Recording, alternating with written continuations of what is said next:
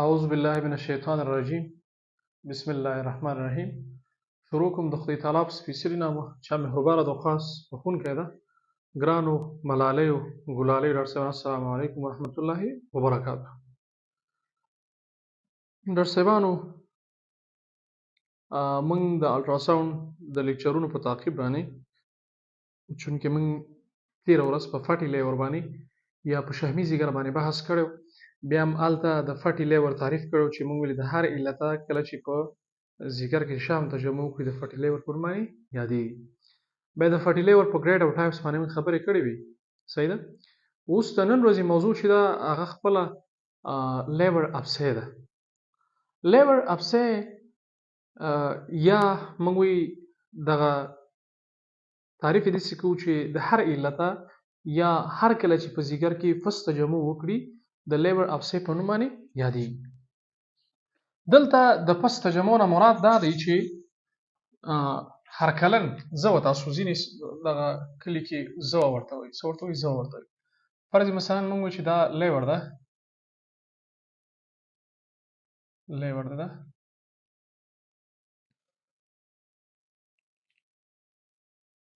دا فرض مثلا لیور شو، څه شو؟ دا څه شو؟ دا لیور شو.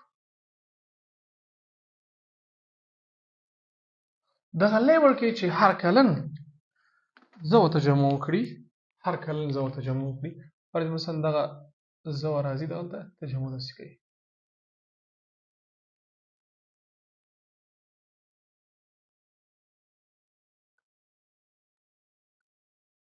څه شو؟ دې ته موږ ابسی وایي. څه شو ورته؟ ابسی ورته وایي. یعنی ما دلته تعریف داسې وکړه چې هر کله په ځیګر کې پس یا زه ورته جمع وکړي د لیور ابسی په نوم باندې یادېږي. دا چې زه څنګه تجمع کوي؟ د کومو فکټورونو یا موږ د کومې علت نه زه په ځیګر کې تجمع کوي. یوازې تاسو په دې باندې پوه شئ چې مثلا موږ وایو چې د هر علته یا هر کله چې زه په ځیګر کې تجمع وکړي د لیور ابسی د هیپاټیک ابسی په نوم باندې یادېږي. دغه لیور ابسی که موږ تاسو ډولونو ته وګورو چې مثلا په ځیګر کې خو زه رامنځته کېږي، زه تجمع پکې کوي، نو دغه زه چې پکې تجمع کوي موږ وایو د دې به ډولونه کوم کوم ډولونه وي، یعنی کوم کوم ډول به دغه د زه وي. اول یې پایوجینیک لیور ابسی ده. پایوجینیک لیور ابسی دا موږ وایو کله چې فس د بکټریا له وجې په ځیګر کې تجمع وکړي، یعنی بکټریا راځي دغه د بکټریا له وجې دلته کله چې په ځیګر کې فس تجمع وکړي ته موږ نوم ورکړو پایوجینیک لیور ابسی. یعنی دلته هغه زوی تجمع وکړه په ځیګر کې، علت یې معلوم شو چې د بکټریا له وجې چا تجمع وکړه؟ زوی. چیرته تجمع وکړه؟ په ځیګر کې. نو کله چې په ځیګر کې دغه زوه یا پس د بکټریا له کبله تجمع وکړي ته پایوجینیک لیور ابسی وایي. څه ورته وایي؟ پایوجینیک لیور ابسی. دغه پایوجینیک لیور ابسی موږ وایي دا د لیور ابسی اول ټایپ ده، او موږ چې کله پس د بکټریا له وجې په ځیګر کې تجمع وکړي، بکټریا دا پس د بکټریا له وجې په ځیګر کې تجمع وکړي، دې ته نوم موږ ورکړو لیور ابسی. دوهم ډول یې هغه امیویک لیور ابسی ده. امیویک لیور ابسی یا څه ورته امیویک لیور ابسی وایي. دغه امیویک لیور ابسی موږ کله چې په ځیګر کې پس د پارازیت له وجې تجمع وکړي، یا موږ کله چې په ځیګر کې زوه د پارازیت له وجې تجمع وکړي، یا موږ کله چې په ځیګر کې زوه د امیب له وجې تجمع وکړي ته امیویک لیور ابسی وایي. ډاکټر علت څه شو؟ پارازیت شو. کوم پارازیت؟ انټا امیوبا هسټایلوټیکا. څوک ورته هسټایلوټیکا وایي؟ ډاکټر صاحب دلته انټا امیوبا هسټولایټیکا دا خپله هغه چینجه دی ډاکټر صاحب چې د ځیګر کې د زوی سبب ګرځي چې ته موږ بیا امیویک لیور ابسی وایي. ډاکټر صاحب فنګل لیور ابسی ده. فنګل لیور ابسی موږ کله چې په ځیګر کې د فنګس له وجې یا د فنګس له علته زه تجمع وکړي د فنګل لیور ابسی وایي. لکه موږ وایي فنګسونو کې کنډیډا ده، دا کنډیډا سپیسیس چې کوم دی دا خپله فنګس دی. دغه فنګسونه خپله په ځیګر کې د زوی د تجمع سبب ګرځي چې دې ته موږ بیا فنګل لیور ابسی وایي. ډاکټر صاحب په بکټریا کې موږ وایي سټافایلوکوکس، سټریپټوکوکس او داسې نورې بکټریاګانې ډاکټر صاحب چې هغه خپل د لیور ابسیس سبب کیږي البته د پایوجینیک لیور ابسیس مونږ که بکټریا کې د څو پوښتنه وکړي هغه کومې بکټریاګانې دي ډاکټر اتلس بکټریاګانې دي خو مونږ دوه لري بکټریاګانې نشته چې یو سټافایلوکوکس او بل سټرپټوکوکس بکټریا ده چې دغه سټافایلوکوکس او سټرپټوکوکس بکټریاګانې د لیور ابسیس البته د پایوجینیک لیور ابسیس سبب ګرځي پارازیت کې مونږ وایي یا پیراسایت کې مونږ وایو دغه پیراسایت کې یا پارازیت کې د چینجې د چینجې ته انټا امویبا هیستولایټیکا وایي امیب چینجې چې ورته دغه امیب چینجې خپل د ځیګر کې د زوی د تجمع سبب ګرځي چې هغه ته موږ امویبیک لیور ابسیس ورسي یا امیبیک لیور ابسیس ورته ورسي دغه امیبیک لیور ابسیس خپل د چینجې په واسطه باندې انټا امویبا هیستولایټیکا ورسي فنګس کې درسه کانډیډا سپیسیس ده دا کانډیډا دا یو فنګس دی چې دا فنګس درسه د دې سبب ګرځي چې په ځیګر کې یا په لیور کې زو تجمع وکړي فس تجمع وکړي چې ته موږ فنګل لیور ابسیس وایو درسه علتونه د لیور ابسیس شری یا بکټریاي کې موږ وایي سټرپټوکاکس دی سټافایلوکوکس دی یا نوري بکټریاګانې درسه چې خپل د لیور ابسیس البته د پایوجینیک لیور ابسیس سبب ګرځي پاراسایت درسه پاراسایت خپل یا پارازیت چې کوم دی دا لکه موږ وی انټا امیبا هیستولایټیکا دغه امیب چینجې چې کوم دی دا د لیور ابسیس سبب ګرځي فنګس کې موږ وی کانډیډا فنګس څه شی درسه په فنګس کې موږ وی کانډیډا فنګس دی دغه کانډیډا فنګس خپل د لیور ابسیس سبب کیږي البته د فنګل لیور ابسیس سبب کیږي صحیح شو بل مونږ ټروما ده یو څوک په ځیګر باندې مستقیما ټروما خوري یا مستقیما ضربه په ځیګر باندې واردېږي یا مستقیما په ځیګر باندې لګېږي دغه مستقیما د ځیګر د ضربې یا ټروما له کبله ناروغ ته ابسیس پیدا کېږي چې ته لیور ابسیس وایي البته ټروما اسوسییټډ لیور ابسیس ورته وایي بلډ انفیکشن دی کله چې په وینه کې انتانات موجود دي موږ وایي دغه د وینې انتانات د سرکولیټ سیستم البته د پورټل سیستم په واسطه باندې ځي ځیګر ته او په ځیګر کې د زوی یا د پس د تجمع سبب ګرځي چې د بیا موږ لیور ابسیس وایي ابډامینل انفیکشن دی په بطن په نورو اعضاو کې د بطن په نورو برخو کې کله چې فرض مثلا انتان وي دغه انتان د سرکولیټری سیستم یا د دواني سیستم څخه راخصل کیږي پورټل سیستم ته غورځول کیږي د پورټل سیستم نه مستقیما چیرته ځي لیور ته چې لیور ته لاړو موږ دغه انتان په لیور کې د ابسیس سبب ګرځي چې هغه ته موږ پایوجینیک لیور ابسیس وایو که د بکټریا له کبله که د پارازیت له کبله ورسره موږ هغې ته بیا موږ امویبیک لیور ابسیس که چې د فنګس له کبله هغې ته موږ فنګل لیور ابسیس وایو کلینیکي منظره د لیور ابسیس ناروغانو به کومه کلینیکي منظره که چېرته دا ناروغان راشي د دوی کلینیکي منظره به pain in the upper right part of the abdomen just below the ribs دلته just below the ribs ورکړی څه معنا دلته به ناروغ ته دردونه رایټ اپر پارټ د بطن په پاسنۍ برخه کې یعنی نونه پاس درسه او د پښتیو نه لاندې دغه ساحه کې ورسنګ راځي دردونه دي just below the ribs مریض به ټوخی لري مریض به تبه لري فیور مریض به د شپې لخوا خوله کېږي نایټ سویټ ورته وایي مریض به زړه بدواله لري نازیه ورته وایي مریض به د صدر یا سینې دردونه لري چیسټ پین ورته وایي مریض به خواګرځی لري وومایټینګ مریض به انورکسیا یا بیشتهی لري مریض به چلس یا لړزه یخني به پرې راځي مریض به یلو اف سکین یعنی پوستکي زیړوالی به لري او وایټ اف آی د سترګې د سکلیرا برخه به سپینې یعنی که چیرته یو ناروغ کې دغه pain in the upper right part of the abdomen just below the ribs ولیدل شي یعنی معنا دا چې د بطن په پاسنۍ او د پښتیو نه لاندې برخه کې چې کوم دردونه رامنځته کېږي دا موږ وایي د لیور ابسیس له کبله دردونه رامنځته کېږي مریض به ټوخی ورسره لري کف فیور تبه به لري نایټ سویټ د شپې خوله کېدل نازه زړه بدوالی چسټ پین د سینې دردونه وومیټینګ خواګرځی انورکسیا بیشتهی چلس لړزه یا یخني یلو اف د سکین د پوستکي زیړوالی یا وایټ اف د آی یا د سترګو سکلیرا د برخې سپینوالی ډاکټر صاحب د دې لپاره د خطر فکټورونه که یو څوک په لیور ابسیس باندې اخته دی او دغه مریض لپاره موږ وایو دغه د خطر فکټورونه دي باید دې نه ځان وساتي اول د لیور ابسیس لپاره د خطر فکټور traveling to place where infection is common و هغه ساحې ته دغه د لیور ابسیس مریض تلل چې هلته همدغه ناروجوړي یا همدغه انتانات عامي راسي څنګه عامي خو چې عامي او ته هغه ځای ته ځې traveling to this place یا موږ traveling to this to place where infection is common دغه انفیکشن په هغه مربوطه ساحه کې یا موږ هغه انتان په مربوطه ساحه کې عامي چې ته هغه ساحې د شي په هغې کې دغه انتان عامي دا تا ته مستقیما درځي درسې موږ چې دغه ستا د لیور ابسې نور تشدیدوي نور هم درسې سیویریټي خوانه څنګه کوي بحث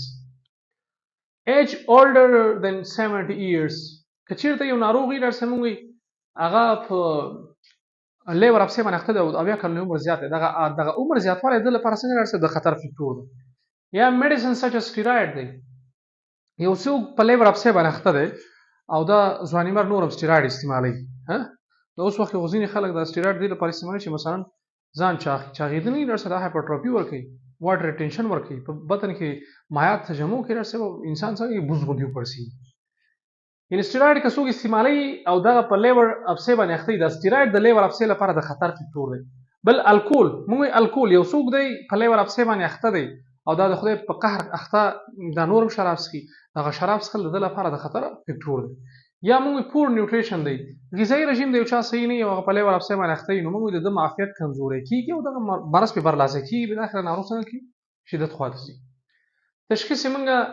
بلډ ایگزامینیشن د وینې معاینات ورته کوو د وینې په معاینات کې موږ ورته سی بي سي کوو یعنې سی بي سي بلډ ایگزامینیشن کې موږ ورته سی بي سي کوو کمپلیټ بلډ کاونټ بل ورته ډاکټر موږ اے ایل ټي کوو څه شو بل ډاکټر موږ چې دې ناروغانو لپاره ال اف ټي کوو څه شو لیور فنکشن ټیسټ ورته کوو د لیور فنکشن ټیسټ او سی بي سي ال ټي سی بي سي کې موږ که چېرته انتان داخل شوی نو په کمپلیټ بلډ کاونټ کې به لیکوسایټوسس وي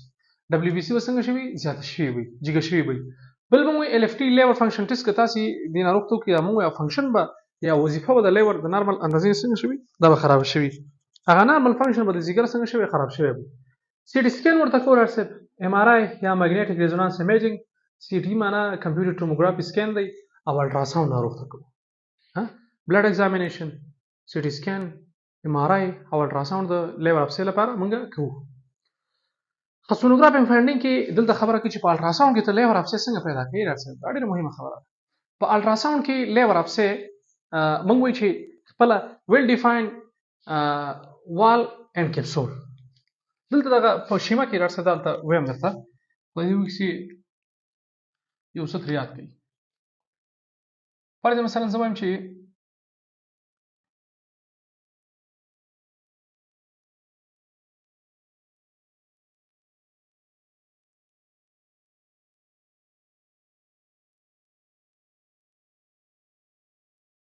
زه ډاکټر صاحب څه کوي دا ځیګر دی څه شو دا ځیګر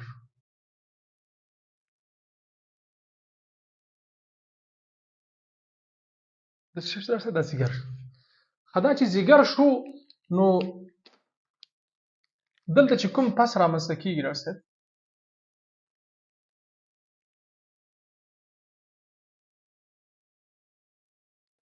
څه شی رامنځته کېږي پس دغه پس مونږ وایي یا زه وه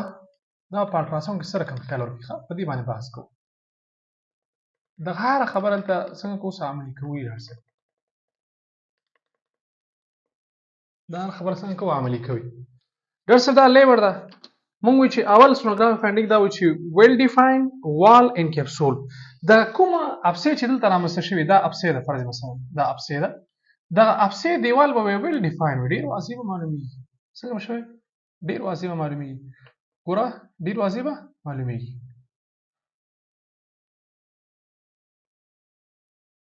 حتی څه اوس ګوره دغه تور پکې نه ښکاري دا ډېر واضح معلومېږي یعنې اول په الټراساوند کې اوله موندنه موږ دا ویلې چې مثلا دغه وال به څنګه وي وال به ویل ډیفاینډ وي ویل ډیفاینډ به وي دیوال به ډېر واضح معلومېږي دیوال څنګه شو ډېر واضح معلومېږي که نه ډاکټر صاحب بل موږ وایو هایپر ایکویک وي یا به هایپر ایکویک وي یا به ډاکټر صاحب ان ایکویک وي ګوره که مریض درته راغی په اکیوټ حالاتو کې ابسې په اولو حالاتو کې هایپو ایکویک وي څنګه ډاکټر صاحب په اولو حالاتو کې هایپو ایکویک وي په اکیوټ حالاتو کې هایپو ایکویک وي یعنې خړ خیال به دغه ابسې ورکوي خو که چېرته لږ وخت پې ډاکټر صاحب واوړي موږ وایو دا هایپو ایکویک به څنګه کېږي دا به ان ایکویک ته وړي څنګه به کېږي ډاکټر صاحب هایپو ایکویک به ان ایکویک ته وړي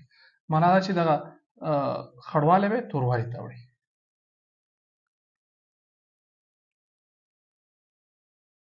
انیکویک دا په اکیوټ حالات کې شو کاول وختو کې سود تراشسي شو او دا په کرانیک کې شو یا موږ په اولو ساعتونو کې وسو ساعتونو کې راځي چې کله ناروغ د تراشي او د لیور ابسي ور کړی د لیور ابسي هایپوکیک خیال ورکړي راځي خو مګرم ایکوجینیک معلومیږي د ځیګر نه دغه ایکوجینیسټي لکس کمي یعنی توروالی خواته څنګه کې توروالی خواته مایلی ته اوس وایي چې د استاد څنګه د عجیبه خبرې کوي ډاکټر صاحب ته باید د کې سنجش وکړي چې کله په ځیګر کې فس تجمع کوي په اول وختونو کې چې مثلا کله فس تجمع کوي موږ دا به هایپو ایکویک خیال ورکوي معنا دا چې د چې ځیګر د فراشیب سره بیخي معلومیږي نه